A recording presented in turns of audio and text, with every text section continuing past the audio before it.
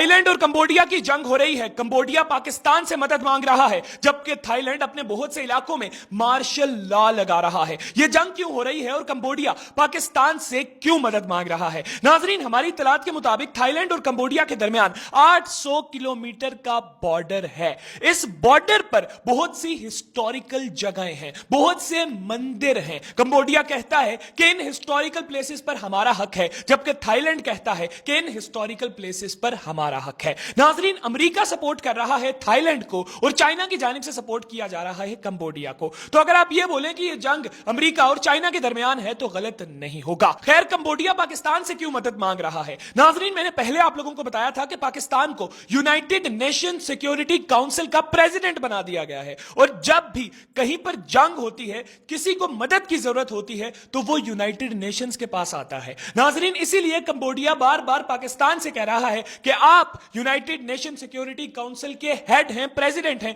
आप हमारी मदद कीजिए, हमें इंसाफ लेकर दीजिए। खैर नाजरीन, 2025 जंगों का साल बन चुका है, 2025 आग का गोला बन चुका है, आप लोगों के सामने है। आए रोज हम देखते हैं कि नई जंग शुरू हो जाती है। अब ये एक नई जंग शुरू हो गई है। नाजरीन, थाईलैंड की जो प्राइम मिनिस्टर है वो एक लड़की है और उस लड़की का ये कहना है कि हम सुलह की तरफ नहीं आएंगे।